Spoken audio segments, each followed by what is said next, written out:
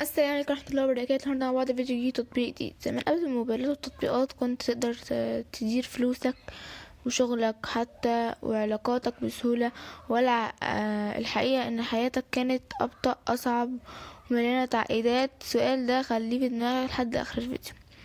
بس يا سيدي، احنا النهاردة عايشين في زمن وعصر التطبيقات، وبقت حرفيا العمود الفقري لحياتنا اليومية. من أول تطبيقات والمواصلات والتعليم والبنوك الرقمية لحد تطبيقات العملات الرقمية، كل حاجة بقت في ايدك بضغط زرار واحدة. وده خلى في تحويل ضخم جدا في طريقة إدارة الوقت والفلوس حسب تقرير الحديث. مستخدم عادي بيقضي أكتر من 5 أو 4 من 4 ل5 ساعات يوميا على التطبيقات، وده رقم مش بسيط. ده معناه ان التطبيقات دي بقت جزء من قراراتك اليومية سواء صح او غلط. خلينا ندخل في المواضيع الأساسية. تطبيق النهاردة تطبيق اسمه إنواويت كريبت ويز اوت فيزا. اول ما تسمع الاسم ده طبعا جدا تشدك بدون رسوم. طبعا ازاي؟ ده اول سؤال حد يفهمه في الكروبوت لازم يسأل. انا هتكلم معاك بمنتهى الصراحة، انت عارفني بحب الصراحة. التطبيق ده فكرته الاساسية ان هو محفظة عملات رقمية بتسمح لك تستقبل وتبعت عملات بدون رسوم مباشرة بين مستخدمين جوه نفس النظام، وده بحد ذاته ميزة قوية جدا، خصوصا للناس اللي بتعمل تحويلات كتير. من خلال استخدامي وتحليل تجربة المستخدمين وجدت التطبيق سهلة جدا، ودي نقطة حلوة جدا في التطبيق. التسجيل السريع ومفيش تعقيد في البداية، تقدر تستقبل عملات وتبعت وتحول بينهم بشكل مرن جدا. كمان بيدعم عدد كويس من العملات، وده بيوسع الخدمة والاستخدام.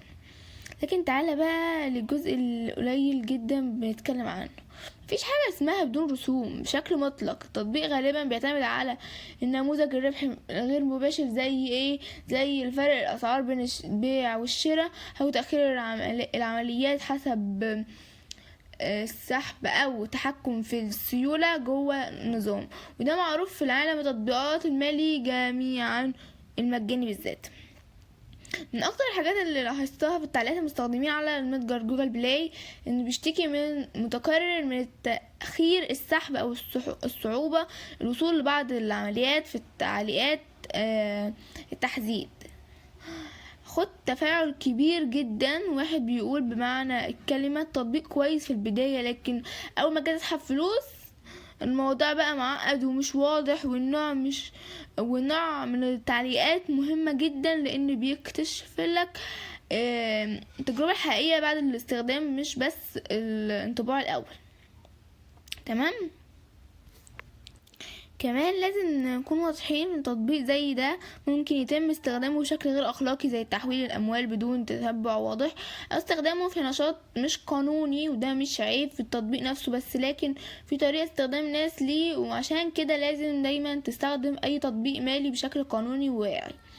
طب لو استخدمت التطبيق ده صح هتعمل ايه؟ اول حاجة، ما تحطش فيه فلوسك، استخدمه ككلوس تحويل مش كمخزن اساسي. تاني حاجة، جرب مبلغ صغير الاول.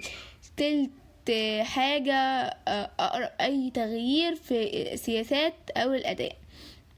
بالنسبة للمميزات اللي الناس كتير مش واخدة بالها منها، السرعة في التحويل الداخلي.